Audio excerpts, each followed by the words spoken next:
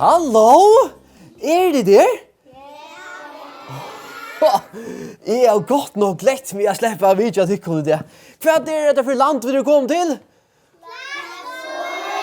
Nei. Dette er Osland, det er nekker Oyster ut, er det ikke det? Er det ikke Osland? Er det Førjar? Ok, og hva for hvordan er det bor du? Kavaland, ha? Ja. Kavaland, ja.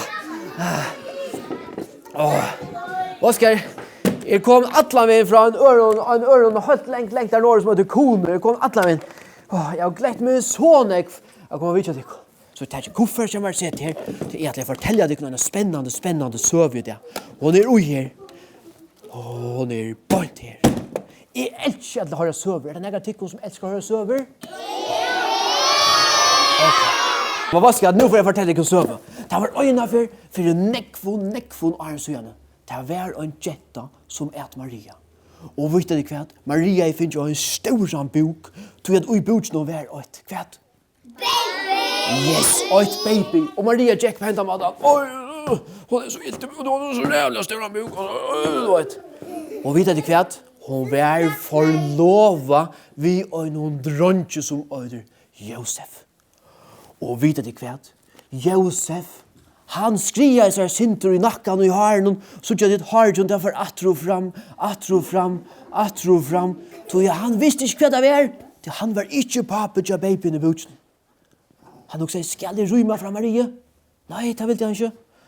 Men øyne nåttene hendte noe særlig. Mian Josef la oss norsk bobla i sånne. Ta knapplig ser han og en ångel. Og ångelen viser seg for Josef sier, hei Josef, du skal ikke være bensjen. Du tar han dronkeren, eller baby som er i buksen, det er en dronker. Han skal kjøttle føtter, og han skal til Jesus. Og vet du hva?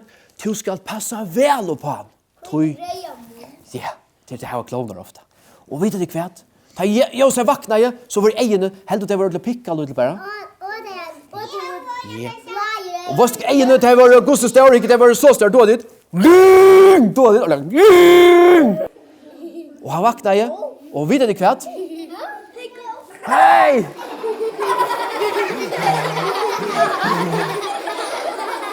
Jeg helt det var en ångel, så... Ja, det var ikke en ångel. Og da han vakna, så tok han Marie og klemma henne og mussa henne, så... elsker jeg Maria. Men, vet du hva? Det var noe helt annet som hendt. Og en maver som bestemmer i landet, han er keiser Augustus. Og han tjekker rundt han omfølte, og han hukte jo det, hvordan jeg var gjør, og hvordan jeg var sier, og hvordan jeg var kikker, og henne, og alt mulig hukte han her.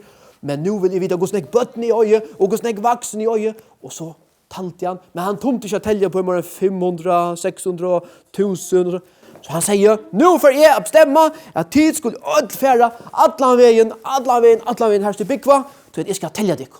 Og så får det sted. Maria tog og lødde Josef, så får det ordentlig fitt gengende, ordentlig forelsket, elsker det? Men videre det kvært, Maria er så større bok, og til enda måtte Josef nesten dreie han at Nasser, og sier, Josef, og det er så større bok. Og hva skal Josef han opp, Det var åren, det var taxabilar, det var åren, det var bussar, det var åren, det var flickvarar uppfunner. Vet du hva det gjør det? Han får etter en djøre vid sånn lengon øyron. Hva er det? En kikk, ja, kanskje. Og så kanin, ja. Men det blir ikke tid å røye på en kanin, så at han fann et djør som er ordet trokst, vi kvart at tog ikke alltid genka. Det kunne være foiler, det tar så stor øyrer. Men det var et esel. Og esel, hvordan kom det? Hvordan sier et esel vidt at nekker? Hvordan sier det? Det er vaksen du sier som esel. Prøv å bli til vaksen og sier. Ja, hvordan? Ja. Er det familie ved et esel? Ja. Og vidt at det sier ja. Og Maria, hun gløyva jo sett seg på. Og så får Josef løyant. Og så kom det nærre. Men nå ble det myrst ut. Og vidt at det hendte at det ble myrst, så kom stjøttene her fram. Og hva er det? Er det dæver, eller morgen, eller hva er det at det er myrst? Ja, det er kvöld eller natt. Og vidt det kvart, så følte Marie i buksen og sier at nå blir det sparska og alt mulig. Hva hender det da? Baby vil slippe ut. Og Maria sier, Josef, jeg har ikke noe baby slippe ut. Og Josef, hva skal han gjøre det? Josef, han var akkurat som en kojer. Han rann näga så rävla kört. Så han får rennande alla vägen iver och bänkar ju på ett hus och säger du må hjälpa mig att ha kammar. Och vet du kvart? Men han säger, nej, tabbar inte till här i inte kammar. Allt är utlöja. Gå fitta till att konan som är en stora bok och ska loja baby och det ska vara nu. Tabbar inte till här är allt utlöja. Här är allt fullt till en stor varsla och det loja hus och allt är upp. Det är allt är ut. Och Josef, vad ska han säga? Gå jag älskar fitta till gå hjälp mig. Och så säger smören, ja okej, så kan du bara få ut och i fjäse. Fjäse, säger Josef. Ja, gott, så får han ut, tog Marie i hånderna, och så lödde han henne spekle in i fjäse. Vet du hvor bor en fjäse? Hvor andra bor det? Och hvordan luktar det i en fjäse? Ja, här säger och säger lukter och säger lorstar och så. Man kan inte äta det, det lyser akkurat lakres. Jag har för pröva det smakar inte väl. Tid är det kört, da? Ja, tid är det helt inte lakres, da? Ja, det är det, ja. Och vet du vad? Maria kom in, så fick hon det lilla fitta baby, och hon kallade det Jesus. Hon tog ett teppe och lejde väl runt honom, och så lejde hon den ner i en kropp. Vet du vad en kropp är? Ja, sover. Men vet du vad man brukar kropp i fjäsen till? Man kører så hot i til ta läskgrund jag säger någon tar ett ur här. Ja.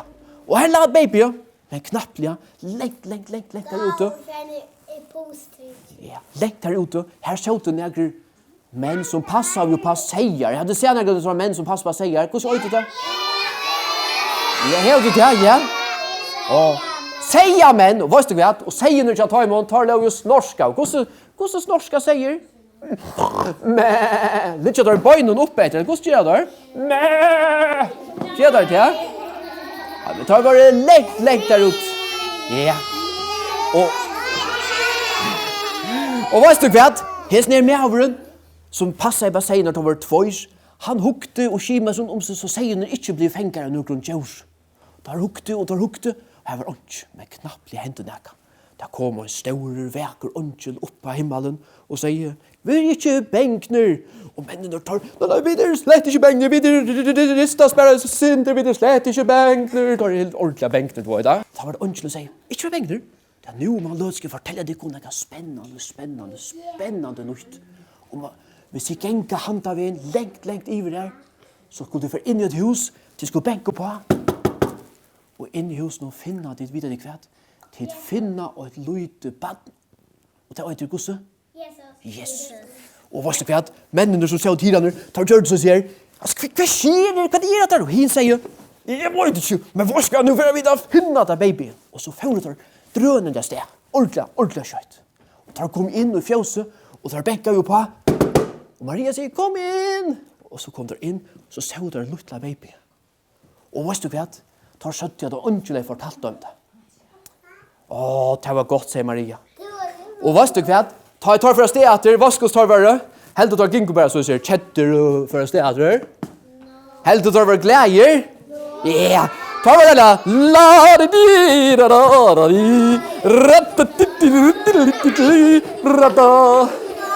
var det där. Tar var ordentligt glädje. Nu är det så här den lilla baby som är Jesus. Men längt här i vrå. Vad ska vara här? Här var några sån kloche män. Det var några vismän. Och vismän tar gänga så lös. Halt ut en stjärna lox här uppe. Så hukte där. Kanske det är en kongo som skulle vara född nu. Och tar hukte längt där. Det var vismän, ja. Och tar hukte. Hur ska vi finna där vattnet? Tar hukte läkt upp. Tar hukte upp i stjötnen där. Och mittlen allar där vökra stjötnen där.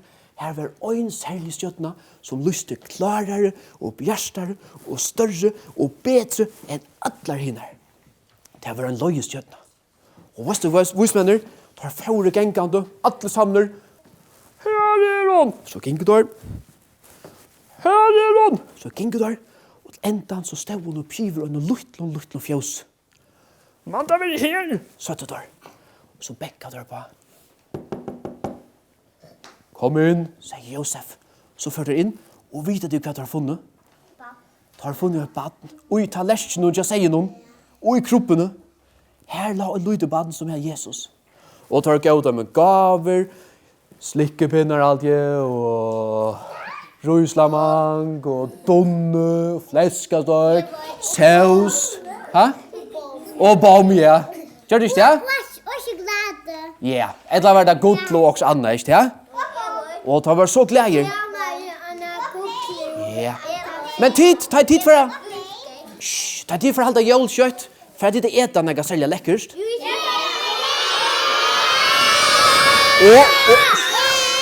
Og for at det få akkurat så det ligger under trærne, så er det ja, for at det få pakker. Ja.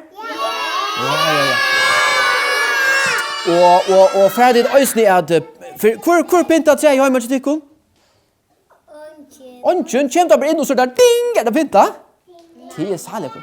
Mamma är pizza. Släppa tid att hjälpa dem att pynta. Mamma är pizza. Det är cool. Ja. Och kvärt tar man kör trä och kvar packar under och kvar allt möjligt pynt och bara kvärt går man så helt upp i toppen. Ja. Man körer. Ja, och så helt upp i toppen någon. Ja. Vad ska jag toppen någon här är en. Ja. Hur så var den är hon? Köttan. Är hon gul eller kvit eller rej eller gosse? Ja. Är hon stor? Ordla halt upp. Hvis jag skulle färra upp nu så är jag färdig så ser färdig på här och så är sträck mig och så är korsen i stjötten ju bara. Och visst du kvui och stjötten är överst. Det var tui at for nekvun åren så gjerne var det trutcher, ser og viser menn som så vi en av stjøttene som vi fortalte i Jan. Og tog det det, så har man en flotta vekra stjøttene overast opp i jølatreet til for å minne noe nå, at det ble en baden født som at Jesus for nekvun åren så gjerne og gjerne luttler kroppe og gjerne fjøse i Betlehem.